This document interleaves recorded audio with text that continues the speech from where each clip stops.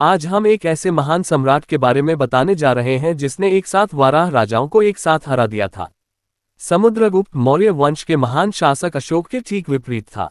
अशोक शांति वो लोगों के दिल में राज करने पर विश्वास रखता था, परंतु उसकी तुलना में समुद्रगुप्त अधिक क्रोध वाला और हिंसक था।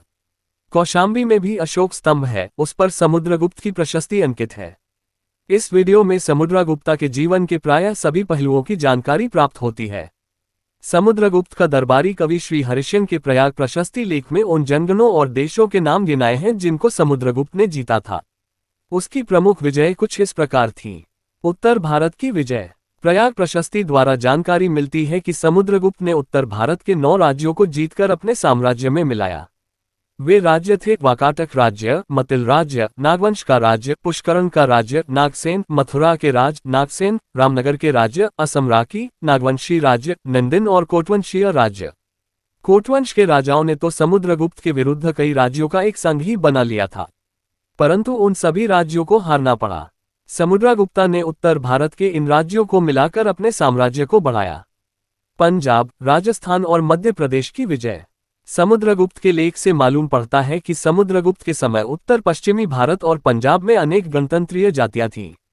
हरिश्चंद्र के कथनानुसार इन 9 जातियों ने समुद्रगुप्त की अधीनता स्वीकार कर ली थी। ये जातियां मालवा, अमीर, काक, मुद्रक, यौधेय, सकानिक, नागार्जुन, खरपारिक और प्रार्जुन थीं। मध्य भारत के अन्य नरेशों के राज्यों की विजय। उत्तर भारत और दक्षिण भारत के मध्य राज्यों को समुद्रगुप्त ने हरकार भी अपने साम्राज्य में नहीं मिलाया। वे उसके केवल अधीन राज्य थे क्योंकि वे उसे केवल कर देते थे। ये राज्य आदिवासियों के थे। ये राज्य उसे कर देने के साथ साथ विशेष मौकों पर सैनिक सहायता भी देते थे। सीमांत कबीलाई राज्यों पर विजय।